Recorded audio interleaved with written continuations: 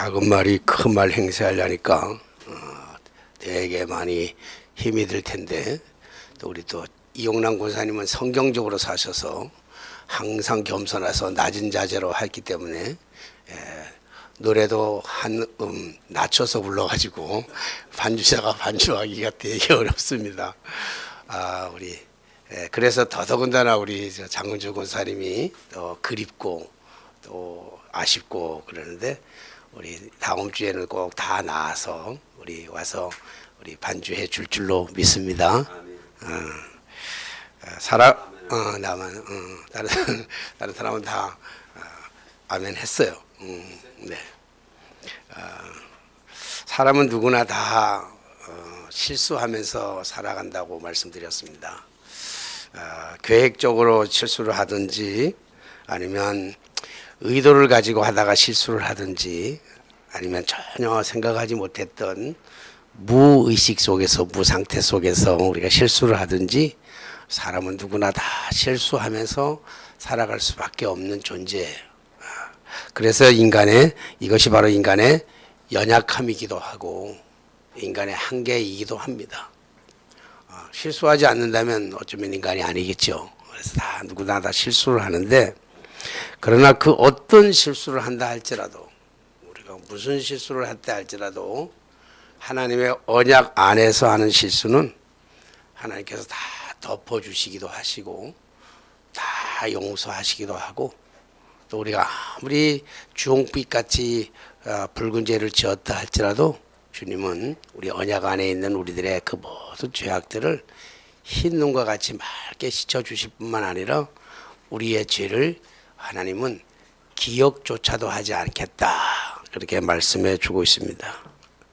그러나 만약에 그것이 하나님의 말씀인 언약을 무시했다거나 하나님의 언약의 말씀을 업신여겨서 생겨나는 실수라고 한다면 거기에는 반드시 대가를 치러야 됩니다. 참 무서운 형벌의 어마어마한 심판의 대가를 반드시 치루어야만 그것이 회복됩니다. 다 용서가 되지만, 그래서 사라가 그 잠깐 동안의 그 인본주의적인 생각, 아기를 하나님이 너와 아브라함과 너에게서 아기를 주겠다 그러는데, 시간을 기다려도 아무리 10년을 기다려도 아무런 소식이 없으니까, 변화가 없으니까 사라가 기가 막힌 생각을 하죠. 그래서 하나님이 당신의 아들을 준다고 그러니까, 당신의 씨니까 밭이야 내 밭에 놨든지 남에서 밭에 나면 좀 어떠냐, 하나님이 준다고 했으니까 우리 집에 여종 하갈이 있으니까 당신이 하갈에게 들어가서 당신의 씨를 하갈에게 심고 하갈을 통해서 하나님이 약속한 우리 자식을 얻자, 그런 제안을 합니다. 무책임한 아브라함은 그 제안을 선뜻 받아들여서 신방을 꾸리고, 그리고 하갈과 들어가서 하갈과 함께 동침을 하게 되었고, 그래서 하갈이 임신하게 됩니다. 사라의 이런 엄청난 이 계획이 성공적으로 이루어진 것 같이 보이지만, 이것은 하나님의 언약의 말씀을 완전히 무시한, 하나님의 언약의 약속의 말씀을 업신여기는 그런 행동입니다. 그것이 실수지만, 사라의 입장에서는 완벽한 계획이었지만 하나님의 입장에서는 완전한 실수예요. 하나님의 언약, 약속의 말씀을 떠나서 기다리지 못하는 인간의 인본주의적인 사고방식이 만들어내는 실수인데, 이 실수에 엄청난 대가를 지불하게 되잖아요. 평안했던 그 가정이 한순간에 풍지박산이 되는 거예요. 근심, 걱정, 마음의 불안.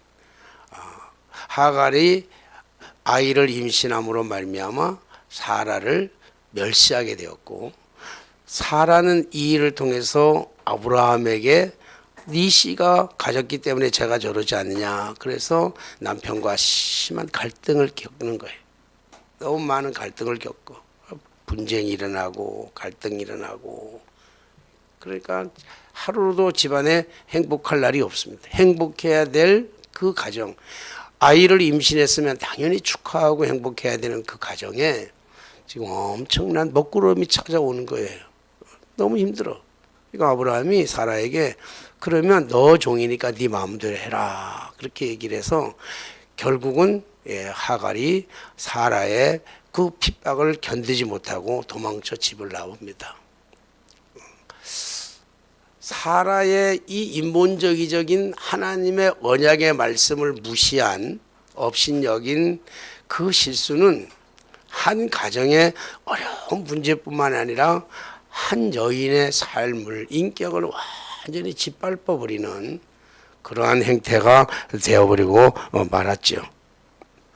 가정의 불안은 하극상에서부터 일어나게 되었고 아브라함의 갈등과 고뇌가 깊어졌고 사라의 분노는 하갈의 희생과 불이익을 그렇게 가져오게 되었죠. 한 여성의 인격을 무차별하게 학대하는 그러한 참 인간이 할 수 없는 이 비참한 대가를 치를 수밖에 없었던 것이죠. 그러니까 인간은 실수는 할 수 있지만 그것이 하나님의 언약 안에서 하나님의 말씀을 무시한 행동의 실수는 이런 엄청난 대가를 지불해야 된단 말이에요. 그 대가가 가정의 불화예요. 그래서 우리가 지난주에 여러분들 설교 말씀드렸던 것처럼 혹시 지난주에 설교 뭐 내용은 다 기억하지 못했겠지만 제목은 기억하세요? 예? 엘로이라고 하는 엘로이가 뭐죠? 나를 살피시는 하나님.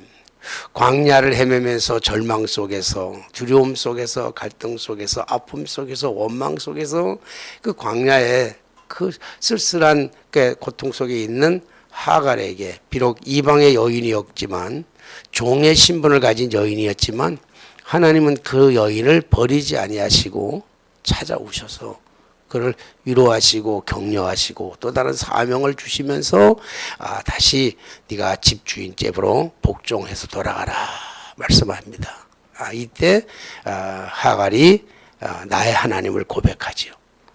지금까지는 당신의 하나님, 너의 하나님, 너희들의 하나님이었지만 찾아오신 하나님을 만나는 순간에 하갈 종이었던 하갈은 그 나의 하나님을 경험하게 되는 거예요.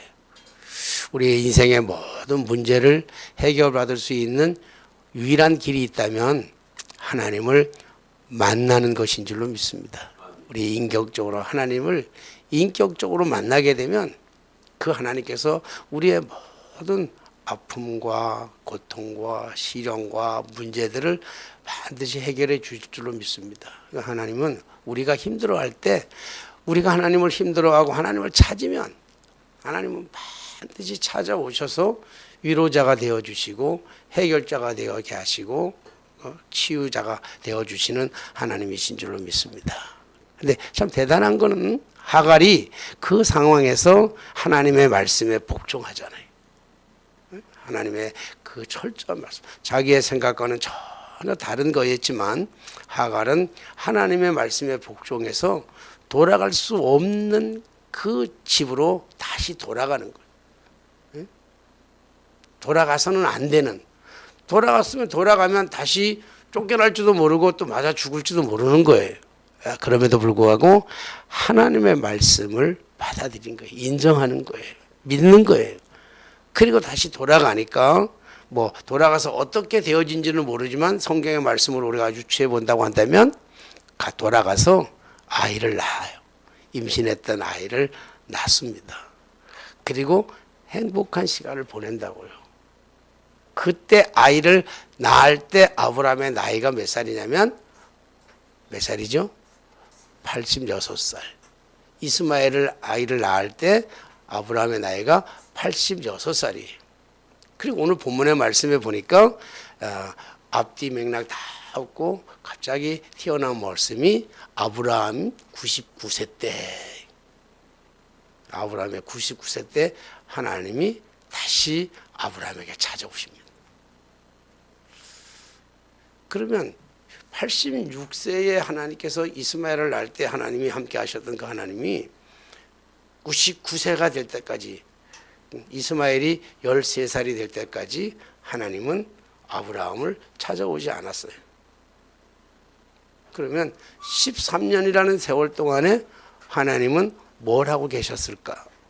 왜 하나님은 아브라함을 찾아오지 아니하셨을까? 13년 동안의 침묵의 시간은 어떤 시간이었을까? 뭐 성경에는 없기 때문에 우리는 그걸 추론할 수밖에 없어요. 상상력을 동원해 가지고 아브라함이 왜 하나님은 아브라함을 찾아오지 않았을까?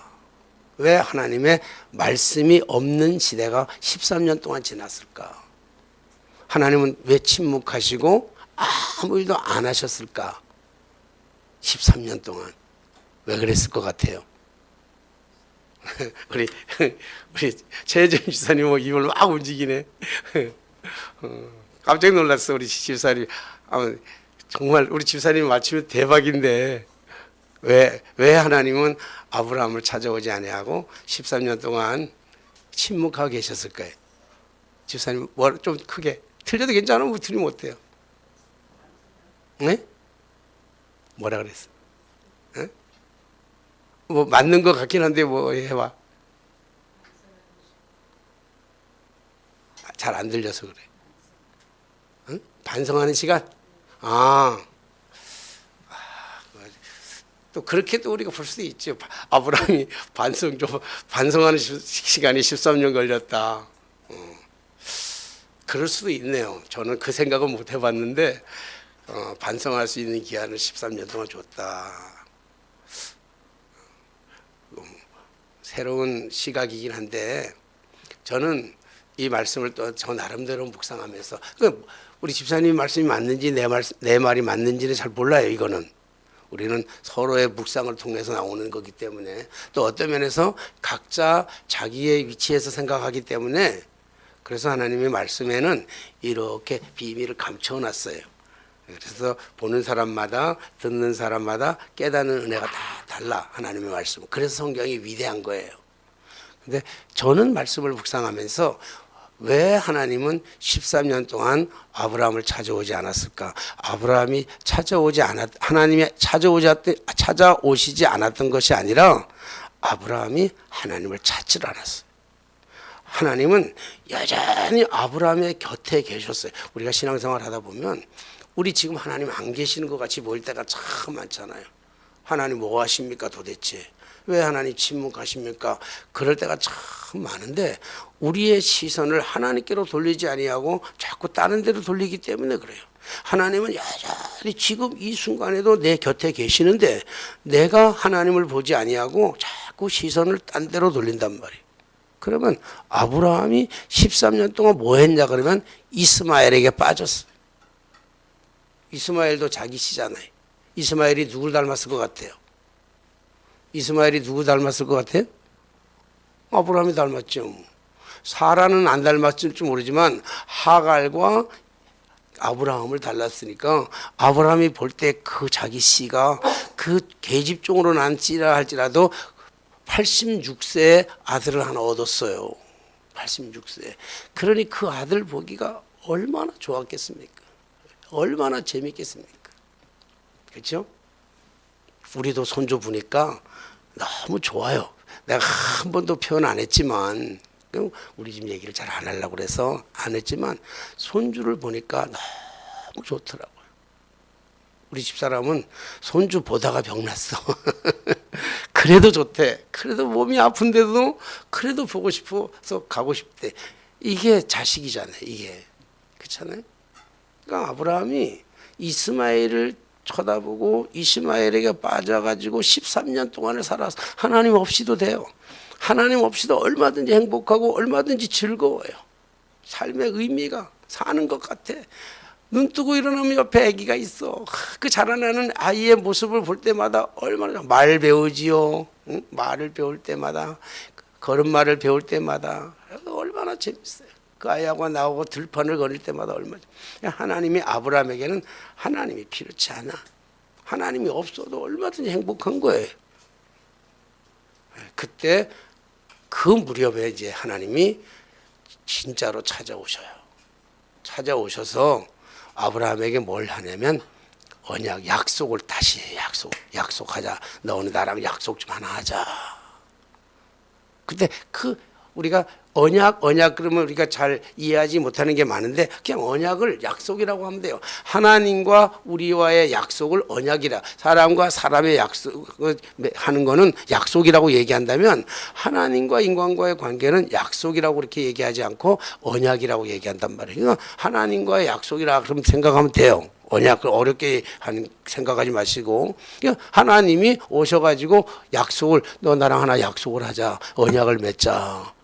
그러면서 주신 그 언약이 뭐냐면 영원한 언약이에요. 완전한 언약, 완벽한 언약이에요. 지금까지 하나님이 아브라함에게 언약을, 약속을 안 한 게 아니에요. 약속을 여러 번 했어요. 그렇잖아요. 갈대아 우르에서 떠날 때도 약속했죠. 애굽에 와서도 약속했죠.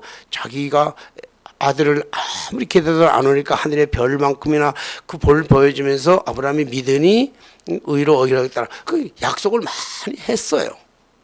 근데 그 많은 약속들 가운데 아브라함이 다 어겼어요. 언약의 말, 약속대로 지키지 않았죠. 약속을 안 지키고 다 약속을 깨뜨렸어요, 아브라함이. 그럼에도 불구하고 하나님은 끊임없이 참고 기다리시면서 하나님의 구원의 역사는 계속적으로 진행하다가 오늘 아브라함이 자식 때문에 이스마엘로 인해서 너무 하나님을 잊고 살아갈 때 다시 한번 오셔가지고 정확한 명쾌한 완전한 언약, 완벽한 언약, 그걸 영원한 언약이라고 그래요. 오늘 설교 제목이 영원한 언약이에요. 변치 않는, 영원한이라는 것은 오늘 내일의 문제가 아니라 영원한, 너희의 후대에 지켜져야 할 영원한 언약을 얘기하고 있어요. 그 영원한 언약을 하나 지키자 세우는데 그 언약의 이 내용이 뭐냐면 첫째, 이름을 바꿔주잖아요. 아브라함을 아브라함, 사레를 사라로. 그래서 열국의 아버지, 열국의 어미. 너가 이제 그냥 한 개인의 이스마엘의 아버지가 아니라 너희는 온 땅의 열방의 모든 백성의 네가 아버지가 될 것이다. 그래서 아브라함 이름을 줘줘. 그 다음에 사라에게는 너는 모든 어미가 될 것이다. 너 아직 아기를 낳지 못했지만 너의 몸에서 아기가 날 것이다. 아기가. 그래서 너로 하여금 모든 열방의 모든 열국의 어미가 되게 할 것이다. 그래서 이름을 사레를 사라로 바꿔주셔요. 이 이름을 바꿔주시는 동시에 하나님이 요구하는 것은 뭐냐면 하나님이 이름을 바꿔주니까 그들의 행동이 필요하지 않아요. 헌신이 필요하지 않아요. 그래서 하나님이 그래서 아브라함에게 헌신을 하나 요구해요. 헌신을 요구하는 게 뭐냐면 오늘 본문에 나와 있는 할례를 행하라는 거예요. 할례를. 우리 최혜점 지사님 할례가 뭔지 모르죠? 할례 안 할래? 뭐 사실은 뭐 저도 군대 갔다 와서 신학교 들어가가지고 신학교 1학년 때 구약 성경 하면서 할례 그래서 하도 할례 그래서 내가 선생님한테 물어봤잖아요. 선생님 할례가 뭐예요? 그랬다가 여학생들한테 엄청나게 창피를 당해서 오빠는 그것도 몰라 막 해가지고 내가 엄청나게 창피를 당했습니다만은 뭐 모를 수 있죠. 할례라고 하니까. 야, 할례는 뭐냐면 할례는 요즘 말로 얘기하면 포경 수술이에요.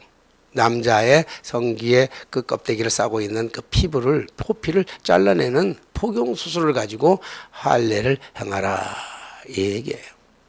아브라함이 하나님께서 이제 장차 너는 열국의 아비, 너 아내는 열국의 어미가 될 것이고 네 두 사람 다른 사람의 씨가 아니라 너와 사라에 통해서 난 씨가 이 모든 인류를 구원할 텐데 그 씨가 너의 몸에서 날 텐데 그렇게 하기 위해서는 네가 내 언약을 지키기 위해서 이 행동을 해야 돼. 그 행동이 뭐냐면 할례를 행하는데 너만 행하는 것이 아니라 너의 이스마엘뿐만 아니라 그 가족 전체와 더불어 돈으로 주고 샀든지 어떻게든지 간에 생긴 집안에, 니네 집안에 있는 모든 사내들은 다 할례를 행하라 이렇게 얘기한 거예요.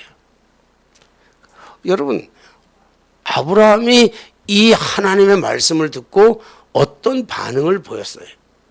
하나님이 말씀할 때 반응을 보인 것이 아브라함이 하나님께 반응을 이렇게 보입니다. 할례를 행하라고 하는 그 말씀의 반응을 17절 말씀, 우리 17절 띄울 수 있나요?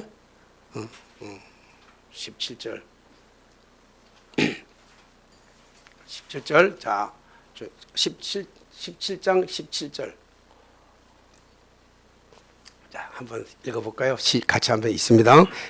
시작. 아브라함이 엎드려 웃으며 마음속으로 이르되 백세된 사람이 어찌 자식을 낳을까? 사라는 90세이니 어찌 출산하리요 하고. 지금 아브라함이 이 얘기를 하는 거는 자기의 나이를 탓하는 것이 있기도 하고 사라가 이미 생산을 멈춘 상태이기 때문에 낳을 수 없다라고 하는 것으로 인해 말씀을 받아들일 수가 없어서 비웃는 말씀일 수도 있어요. 그렇죠? 여기 보면 아직 그렇게 17절에 보면 그렇게 보인다고요. 18절. 18절.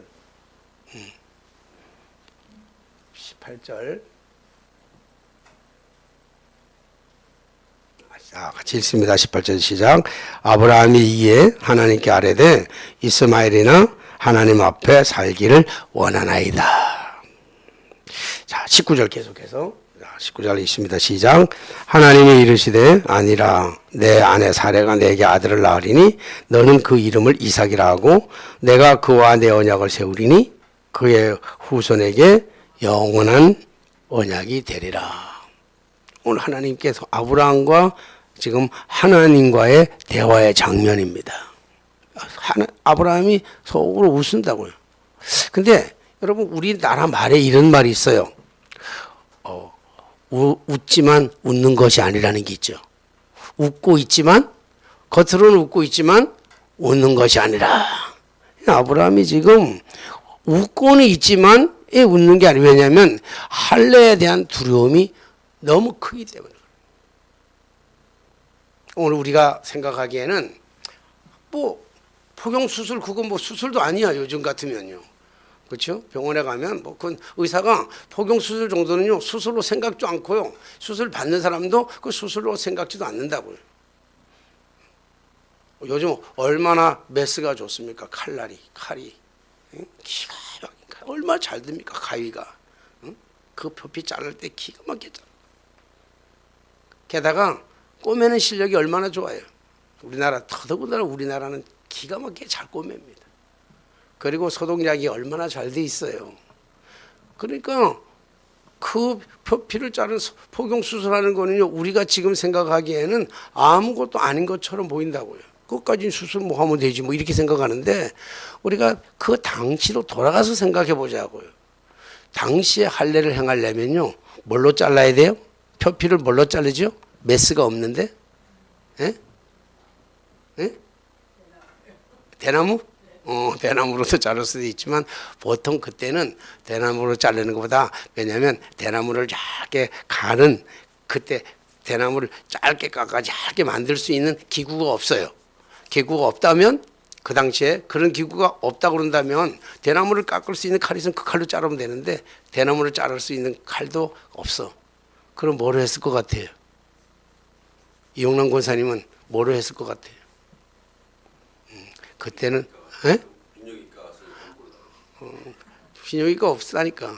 그러니까 그때는 뭘로 했냐면 돌로 했어요. 돌로 이 갈라진 예리한 돌로 그걸 잘랐으니까 그냥 자르는 게 아니라 문질러서 떼어내야 된다고 그래요. 문질러서. 그러니 마취제가 있기를 해요. 무슨 소독약이 있기를 해요.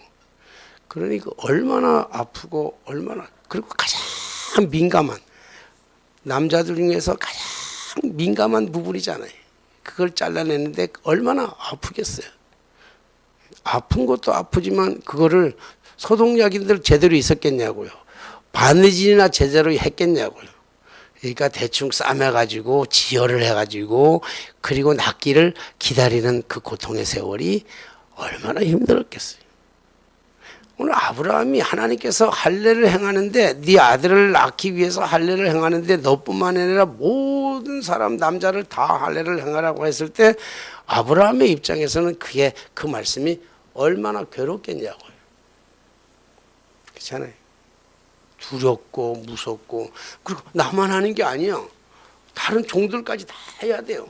그리고 여러분들 알다시피 지금 왜 해야 되냐면 아브라함의 씨를 얻기 위해서잖아요. 아브라함의 자식을 얻기 위해서 그 많은 사람들이 다 희생을 해야 되냐고요. 그게 이해할 수가 받아들일 수가 없는 거예요. 아무리 생각한다 할지라도 아브라함은 받아들일 수가 없어요. 그러니까 아브라함이 이때 너무 기가 막히니까 웃는 거예요. 그리고 합리화시키는 거예요. 뭐라고 웃으면서 합리화시켜요. 나 그거 못합니다. 나 안 합니다. 이렇게 하는 게 아니라 합리화시키는 게 뭐냐면 하나님과 흥정한다고요. 나 그런 아들 필요 없으니까. 그런 아들 안 가져도 됩니다. 이제 아들이 있잖아요. 내 아들이 있는데 이 아들로 영원한 아들을 삼겠습니다. 그러니까 이스마엘로 내가 아들을 삼겠습니다. 18절 말씀이 그 얘기 아브라함이 이 하나님께 아뢰되 이스마엘이나 하나님 앞에 살기를 원합니다. 이스마엘이면 죽합니다 이거예요. 지금 한 번도 지금까지 13년 동안 이스마엘하고 살아오면서 나 불편한 걸 못 느꼈고 이 아들로 해서 하나님이 영원한 언약 삼으면 되지 무슨 너무 아들 준다고 99세 된 이 나이에 할례를 행하라 그럽니까? 그리고 나만이 아니라 이 많은 사람들하고 하라고 이렇게 얘기합니까? 아브라함이 하나님 앞에 얘기하는 거예요. 그 하나님이 뭐라 그럽니까? 아니다. 절대 그건 아니다. 그래서 내가 내 아내 사라가 내 아들을 낳으리니 너는 그 이름을 이삭이라 하라. 내가 그와 내 언약을 세우리니 그 후손에게 뭐해? 영원한 언약을 준다. 영원한 언약을 다시 체결하자. 그러니까 아브라함이 어떻게 해요? 할례를 행합니다. 믿음으로 할례를 행하는데 할례라고 하는 게 뭐예요? 자르는 거잖아. 자르는 거예요. 잘라내는 거예요.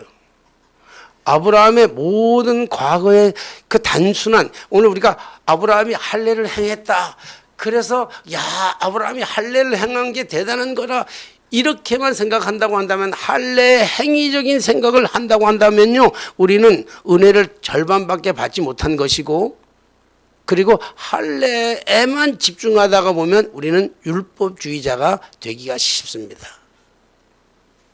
그래서 오늘 할례에다가 포커스를 맞추는 것이 아니라 할례를 행하라고 하는 하나님의 의도가 무엇인지를 우리가 알아야 된다는 거예요. 그래서 사도 바울 같은 경우는 할례 우리가 하는 이 할례나 무할례나 그게 중요하지 않아. 진짜 할례는 마음의 할례라고 그랬어요. 우리가 행위로 하는 것이 아니라 할례를 행했다고 하는 포경수술을 했다 안 했다의 관점이 아니라 포경수술을 할례를 하게 되는 이유와 배경이 하나님의 언약을 지키시기 위한 하나님의 말씀인데 그러면 할례라고 하는 속에 담겨져 있는 진정한 의미가 뭐냐고요. 할례 속에 담겨져 있는 진정한 의미는 자르는 거예요. 잘라낸단 말이에요. 믿음은 잘라내는 거예요. 뭘 잘라냅니까? 사람의 표피를 잘라내는 것이 아니라 우리의 과거의 잘못된 습관, 버릇, 그런 불신앙 이 모든 것들을 잘라내는 거예요. 잘라내는 행사란 말이에요. 그런데 아브라함이 오늘 하나님의 그 언약의 말씀을 성취하기 위해서 아브라함은 그 두려움과 공포와 염려와 그 걱정을 다 내려놓고 하나님이 하라고 하는 말씀대로 오늘 보니까 23절 이하에 보니까 집안에 있는 모든 남자들은 다 할례를 행하였더라. 그렇게 얘기합니다. 오늘 이 말씀을 묵상하면서 이 말씀에 담겨져 있는 진짜 의미는 뭘까? 좀 고민해 봤어요. 진짜 묵상을 해 봤어요. 하나님과 아브라함의 언약을 체결, 영원한 언약을 체결하면서 오늘 할례를 행하랬던 진짜 의미는 뭘까? 묵상하다가 나름대로 깨닫게 된 은혜가 있어요. 약속이라고 하는 것이 일방적입니까? 쌍방적입니까? 쌍방이잖아요. 약속은. 약속은 쌍방이 합의하에 이루어지는 거예요. 하나님께서 아브라함에게 너 할례를 행하라. 아브라함은 질문하지 않았어요. 질문하지 아니하고 하나님의 그 두려운 말씀을 아멘 믿고 받아들이고 그리고 할례를 행했어요. 자신의 모든 과거의 것들 13년 동안 이제 반성할 기회를 아까 주셨다는데 어쨌든 그런 세월 동안에 모든 잘못들을 잘라내는 그러한 행위를 하는 거라고요. 여러분, 만약에 하나님이 우리에게 찾아오셔서 오늘 우리에게 뭔가 요구를 해요. 우리 권사님에게 아주 어려운 걸 하나 요구를 해. 야, 이용란 권사야, 내가 너한테 뭘 하나 원하는 게 있는데 너 이거 하나 해줘. 근데 그게 너무 어려워. 받아들이기 너무 어려워. 그러면 우리가 일반적으로 그러면 이제 약속을 하기 위해서 하나님, 이용란 권사님이 얘기하는 거예요. 하나님, 내가 그거 하면, 그 다음에 뭐라 그래요? 이용란 권사님, 내가 그걸 하면, 그렇지. 무슨 소원 들어줄 겁니까? 이거잖아요. 내가 이걸 하면 당신은 나한테 뭘 해줄 거요? 그렇잖아요. 오늘 아브라함은 질문하지 않았어요. 그러나 그 언약 속에는 담겨져 있는 의미가 있단 말이에요. 하나님, 내가 오늘 이 어마무시한 이 일을 하나님의 말도 안 되는 이런 이 명령을 내가 준행할 겁니다. 그리고 준행했어. 그럼 하나님 나에게 뭘 해줄 겁니까? 라고 얘기한다. 만약에 얘기한다면 하나님은 이삭을 주겠다라고 하는 그 약속 그 너머에 하나님의 의미가 있어요. 오늘 이 말씀 속에서 있는 거라고요. 하나님, 아브라함이 하나님, 나 이 표피를 잘라내면 하나님은 뭘 하실 건데요? 이렇게 질문했다고 한다면 하나님은 나를 자를 거라 그랬어. 내 분신을 자를 거다. 그게 뭡니까? 아브라함은 표피를 잘랐지만 하나님은 자기의 가장 사랑했던 독생자 예수 그리스도를 곁에서 잘라내고 이 땅에 보내주신 거랍니다. 그걸 선물로 주신 거예요. 그리고 그분을 십자가에 내어주셨어요. 그것이 하나님의 은혜고 구원의 역사입니다. 그러므로 구원이란 희생의 대가 없이 이루어질 수가 없어요. 구원은 반드시 희생의 대가를 치러야 되는데 그 희생의 대가가 뭐냐면 하나님이 자기 아들을 내어주시는, 잘라내시는 그것이 하나님의 가장 크나큰 희생의 대가인 줄로 믿습니다. 하나님이 자르라고 하는 것은 아브라함에게만 자르는 것이 아니라 자기의 것을 자르기 위한 하나님의 영원한 언약의 약속의 말씀이에요. 그래서 오늘 주신 이 영원한 언약은 그냥 단순한 언약이 아니라 예수 그리스도를 우리들에게 보내주시고자 하시는, 후대에게 보내주시자고 하는 변함없는 그러한 언약의 약속인 줄로 믿습니다. 왜 우리가 신앙생활하면서 이렇게 기쁨과 감격으로 살아가야 되나요? 왜 우리가 눈에 보이는 것만을 쫓아서 살아가지 않고 정말 하나님의 말씀을 붙들고 살아가야 되나요? 오늘 이것이 하나님이 우리에게 주신 최고의 언약, 최고의 약속, 당신이 지키시려고 하는, 당신을 잘라내시는 그 아픔을, 고통을 통해서라도 우리의 구원을 이루시겠다고 하는 하나님의 언약의 약속의 말씀이 여기에 들어가 있는 줄로 믿습니다. 하나님은 오늘도 우리에게 요구하고 있어요. 우리에게 할례를 행하라고 얘기하시는 것은 단순히 표피를 잘라내는 것이 아니라 마음의 할례를 우리에게 요구하는 것이고, 우리가 가지고 있는 불신앙적인 태도, 염려, 근심, 걱정, 불만, 그 모든 것들을 믿음 안에서 잘라낼 때 하나님은 우리에게 어마어마한, 당신을 자르셔서 독생자를 주시는 것 같이 그 독생자의 너무너무 귀한 선물을 우리에게 허락해 주실 줄로 믿습니다. 오늘 과감한 용단을 가지고, 믿음을 가지고, 믿음으로 우리의 잘못된 습관, 버릇, 그런 잘못된 편견, 이 모든 것들을 잘라내어 하나님 앞에 구원의 역사를 다시 이루는, 다시 잃어버렸던 우리의 구원의 감격을 찾아가고, 그래서 희망과 감격과 감사의 삶으로 살아가는 저 여러분들이 다 되게 되시기를 주님의 이름으로 축복합니다. 기도하겠습니다.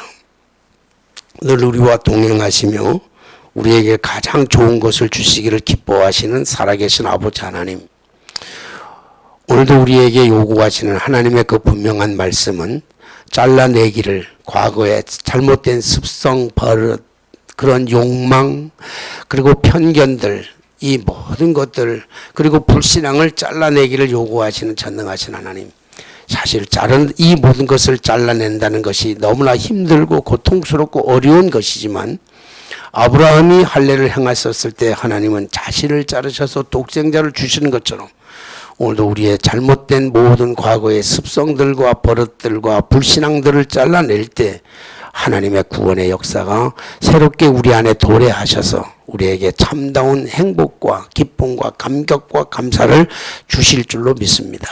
오늘도 우리가 이 믿음의 감격으로 새로운 이 대림절을 맞이하는, 그래서 오실 주님을 기쁨으로 맞이하는 저희 모든 그 신앙이 다 되게 하여 주옵소서. 특별히 육신의 연약함을 가지고 있는 자들을 찾아오셔서 위로하시고 만져주시고 격려하시고 치료하시되 회복의 역사와 구원의 역사를 동시에 이룰 수 있도록 주께서 함께하여 주옵소서. 예수님의 이름으로 감사하며 기도하옵나이다. 아멘. 찬송가